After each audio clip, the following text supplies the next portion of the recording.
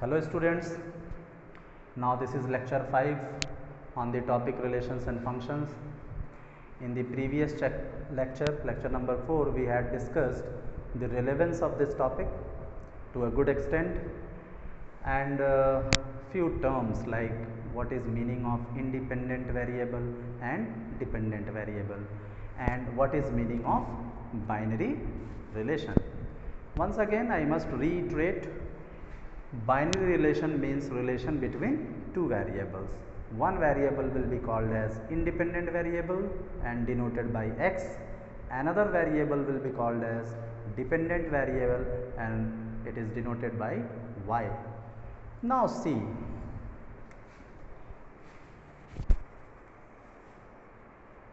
let's say this is x, this is y, Venn diagram for two sets x and y. And now let's say the elements present in set x, now just be very sure about this, either of these two sets can be finite or infinite sets, no problem. So let us assume the elements of set x are x1, x2, x3, so on, so xn. Let's say n number of elements are there in set x. Similarly, in set y, y1, y2, y3 dot y, m number of elements are there in set y. And if x is related to y, and here we are taking x as independent variable, this is very important, you must remember. There is a deep meaning of taking x as independent, means to designate one variable as independent and another as dependent. इसका बहुत बड़ा महत्व है, जरूर ध्यान रखिए कि क्यों हम इसे इंडिपेंडेंट कह रहे हैं और क्यों इसे डिपेंडेंट कह रहे हैं. y is dependent variable. तो अब अगर x का y से रिलेशन है तो पहले तो उस रिलेशन का कुछ नाम देना होगा, क्योंकि किसी भी रिलेशन से एसोसिएटेड दो बातें बहुत महत्वपूर्ण है, इसे बहुत ध्यान से समझें. एक तो उस रिलेशन का नाम क्या है, ये नाम हुआ, और उस रिलेशन की परिभाषा क्या है, मीनिंग क्या है, हाउ इट इज़ डिफाइंड. ये दोनों दो अलग बातें हैं, ध्यान दीजिएगा. नाम एक बात है और परिभाषा उस रिलेशन की ये दूसरी बात है. जैसे कि मैंने आपको पीछे एग्जांपल दिया था, अगर हम ह्यूमन रिलेशन से ही समझें, हम कहें x is friend of y, तो अगर हम लिखते हैं x is friend of y, is friend of, ये तो नाम हुआ ना रिलेशन का. अब इसकी मीनिंग क्या है, मित्र कहते किसे हैं, परिभाषा क्या है इसकी, ये बिल्कुल दूसरा एस्पेक्ट है. तो नाम एक एस्पेक्ट है और मीनिंग उसका दूसरा एस्पेक्ट है. तो उसी प्रकार से x y से रिलेटेड है तो उस रिलेशन का नाम पहले हम ले लेते हैं r. मान लीजिए उस रिलेशन का नाम r है, हम p मान सकते हैं, q मान सकते हैं, कुछ भी मान सकते हैं, माना हमने r is the name of relation. और इस रिलेशन की डेफिनीशन की चर्चा अभी हम नहीं कर रहे हैं, क्योंकि हम ये जनरल डिस्कशन कर रहे हैं. जब कोई पर्टिकुलर रिलेशन जिसकी एक पर्टिकुलर डेफिनीशन होगी, उसको हम डेफिनीशन के साथ पढ़ेंगे. एक एक फंडामेंटल रिलेशंस और फंक्शंस जब टॉपिक आगे बढ़ेगा हमारा, तो उस वक्त हम रिलेशंस और फंक्शंस के डेफिनीशंस पे भी डिस्कस करेंगे, कैसे डिफाइंड है और उसके ग्राफ कैसे बनते हैं, ये आगे का विषय है, सब्जेक्ट मैटर. अभी फ़िलहाल हम जनरल डिस्कशन में हैं. तो हम मानते हैं कि कोई एक रिलेशन r है x और y के बीच. x में n नंबर ऑफ एलिमेंट्स हैं, y में m नंबर ऑफ एलिमेंट्स हैं. कुछ टर्म्स यहाँ बड़े इंपॉर्टेंट हैं जिसे जानना ज़रूरी है. अब ये देखिए ज़रा, ये जो एरो का टेल है यहाँ पे है और ये हेड यहाँ पे है. ये बात, इससे ये हमें पता चलता है कि x इंडिपेंडेंट सेट है, वेरिएबल्स का सेट है, और y डिपेंडेंट वेरिएबल का सेट है. ये एरो ही इस बात को बताता है, ये सदैव ध्यान रखिए. और साथ में एक नया टर्म आता है डोमेन सेट, यानी कि सेट ऑफ इंडिपेंडेंट वेरिएबल्स, इसको हम डोमेन सेट कहते हैं. And the set of dependent variable is called as codomain, codomain set. तो इन दोनों सेट का नामकरण हो गया, ये बिल्कुल आप क्लियर रखें। और पता कैसे चलता है किसको किससे रिलेट किया गया है, इससे ये पता चलता है। जैसा कि मैंने पिछले डिस्कशन में बताया था, कॉज ये होगा और इफेक्ट ये होगा, ये इसका अप्लाइड एस्पेक्ट है, तो इसको भी सदैव ध्यान रखें। और इसके बाद अब दूसरी बात क्या है, डोमेन और कोडोमेन आपको समझ में आ गया। अब जो डोमेन सेट के एलिमेंट्स होते हैं, इन एलिमेंट्स को हम कहते हैं प्री इमेजेस, प्री इमेजेस। और कोडोमेन सेट के जो एलिमेंट्स होते हैं y1 y2 y3, इन्हें हम कहते हैं इमेजेस। अब देखा जाए तो ऐसा कहने का भी कुछ कारण है, समझने का प्रयत्न करिए क्या कारण है। इमेज और प्री इमेज, इमेज के पहले जो आएगा वो प्री इमेज कहलाएगा। प्री का मतलब होता है जो पहले आता है, which comes first before anything is called pre. और इमेज का मतलब क्या होता है, जैसे कि मान लीजिए इस रिलेशन को हम एक आईने की तरह देखें, एक मिरर की तरह देखें, और अगर x1 y1 से रिलेट होता है, मान लीजिए कि x1 का यह एलिमेंट, x सेट का यह एलिमेंट y सेट के इस एलिमेंट y1 से रिलेट होता है according to this relation, definition of this relation. अभी हम एक एग्जांपल से भी इसको अच्छे से समझेंगे। एग्जांपल ले ही लेते हैं। मानिए कि हमने रिलेशन का नाम दिया, एक x सेट लिया हमने, कुछ एलिमेंट्स ले लेते हैं 1 2 3, फाइनाइट सेट लेते हैं समझने के लिए। और y लिया सेट, इसका कुछ ले लिया हमने 2 4 6 5, कुछ भी ऐसा, 4 एलिमेंट्स हैं यहाँ, और रिलेशन है इससे इसका। अब रिलेशन को हम मान लेते हैं, डिफाइन कर लेते हैं। यहाँ r जो रिलेशन है इसको हम डिफाइन कर लेते हैं। कैसे डिफाइन करते हैं, मान लीजिए r की डेफिनेशन है रिलेशन की y is equal to 2x, ये हो गया डेफिनेशन। अब ध्यान दीजिएगा, है तो ये एक मैथमेटिकल स्टेटमेंट, लेकिन इंग्लिश में अगर इसे हम पढ़ें तो क्या कहेंगे, y is equal to twice of x, यानी कि y की वैल्यू x की डबल होगी। ठीक है भाई। तो अगर इस रिलेशन को, x और y के बीच के इस रिलेशन को हम फॉलो करें और इसको एक आईने की तरह, जैसा कि मैंने कहा वहाँ इमेज और प्री इमेज, एक आईने की तरह यहाँ बीच में दोनों सेट्स के रखें, तो इस रिलेशन का आईना क्या देखेगा कि 1 2 से रिलेट हो रहा है, क्योंकि यहाँ x को 1 पुट करें तो y की वैल्यू क्या आएगी, 2 आएगी। और अगर x को 2 पुट करें तो y की वैल्यू 4 आएगी। यानी इस आईने से, इस रिलेशन के आईने में देखें तो 2 की इमेज क्या बनेगी, 4 बनेगी इमेज। ध्यान दीजिएगा, y सेट का एलिमेंट क्या कहला रहा है, इमेज, और ये क्या कहला रहा है, प्री इमेज, क्योंकि इसकी, इस इमेज की प्री इमेज क्या है, ऑब्जेक्ट क्या है, ये है।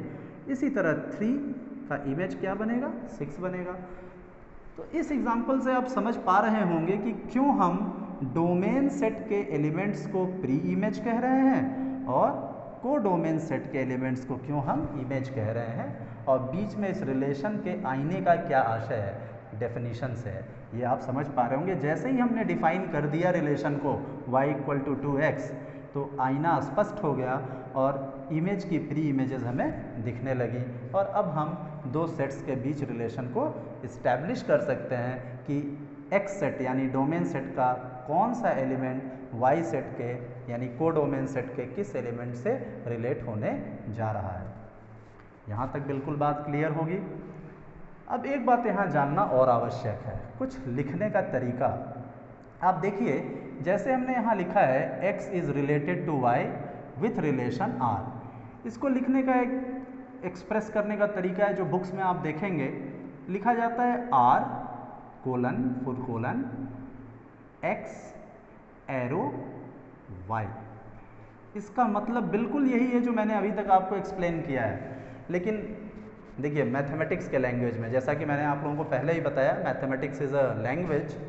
इस लैंग्वेज में इस सेंटेंस, इस स्टेटमेंट का क्या मतलब है, समझिए, इसका मतलब ये है कि x डोमेन सेट है, इसको y यानी कोडोमेन सेट y है, इससे रिलेट किया जा रहा है, x को y से रिलेट किया जा रहा है, और जिस रिलेशन से रिलेट किया जा रहा है वो रिलेशन क्या है, R।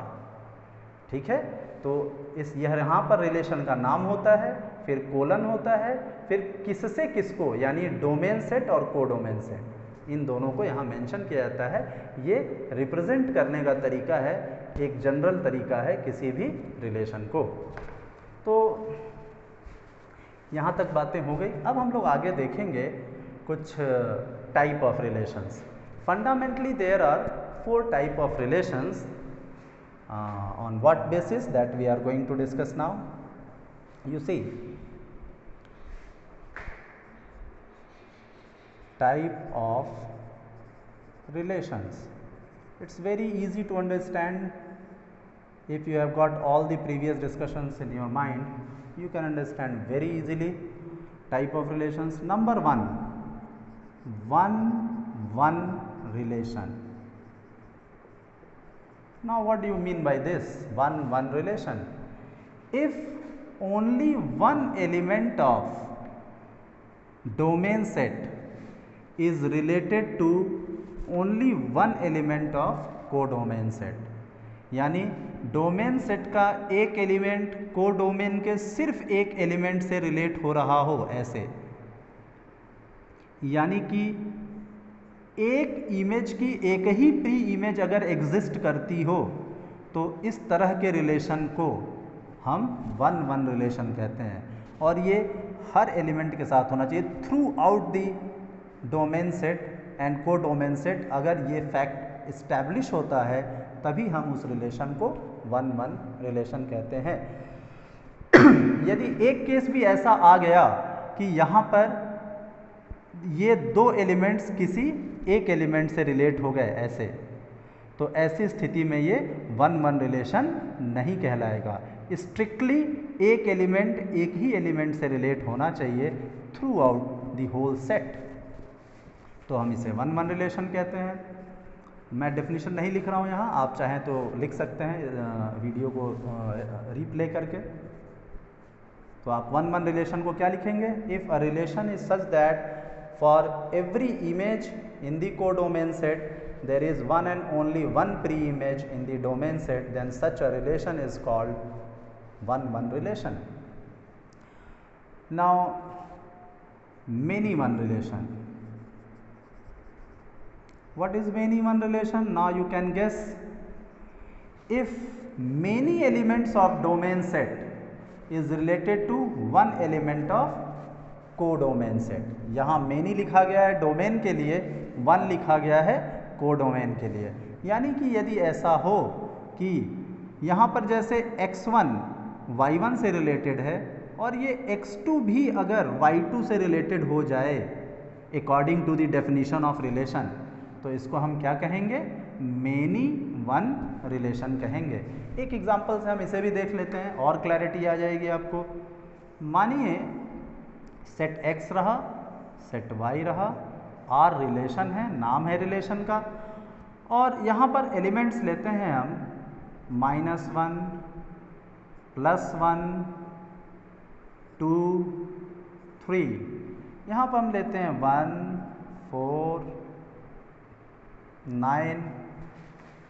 अब जरा देखिए, एक बार समझने के लिए हम करते क्या हैं, यहाँ पे से हम -1 को हटा देते हैं और हम इस रिलेशन को कहते हैं y = x²। अब ये डेफिनीशन हो गया, अब ये नाम नहीं है, ये क्या है? डेफिनीशन है, y x का स्क्वायर है, ध्यान दीजिएगा।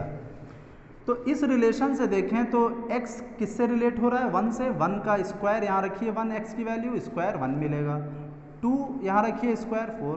ये वन रिलेशन बन रहा है, जैसा कि मैंने पीछे बताया था। हर एलिमेंट के साथ ये बात सही है। लेकिन अगर यहाँ पे एक एलिमेंट और -1 यदि होता है एक सेट में, तो अब ये वन रिलेशन नहीं होता। अब ये कैसा रिलेशन हो जाता? क्योंकि अगर x को आप -1 रखेंगे तो भी उसका स्क्वायर क्या आएगा? 1 ही आएगा। तो इस प्री इमेज का इमेज भी हमें 1 ही मिलने वाला है।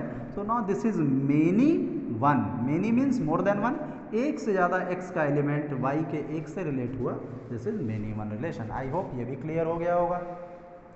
इसके बाद जो तीसरा टाइप है वो क्या है, मेनी वन रिलेशन के बाद one many relation.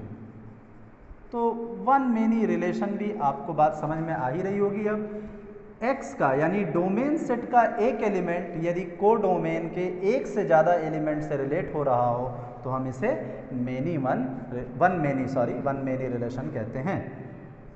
Next last one is many many relation. Now again you can understand, अगर x सेट का एक से ज़्यादा एलिमेंट y के एक से ज़्यादा एलिमेंट से रिलेट हो रहा हो और y सेट का भी एक से ज़्यादा एलिमेंट x सेट के एक से ज़्यादा एलिमेंट से रिलेट हो रहा हो तो इसे हम मेनी मेनी रिलेशन कहते हैं। इस पूरे डिस्कशन में ये टाइप ऑफ रिलेशंस थे। एक बात बता देना अंत में मैं आवश्यक समझता हूँ, वन वन रिलेशन को हम इंजेक्टिव भी बोलते हैं, इंजेक्टिव, जिसकी चर्चा हम लोग बाद में करेंगे, इंजेक्टिव रिलेशन बोलते हैं। So that's all for this video. Thank you students and see you in the next video, and we will continue with functions in the next video. Thank you very much.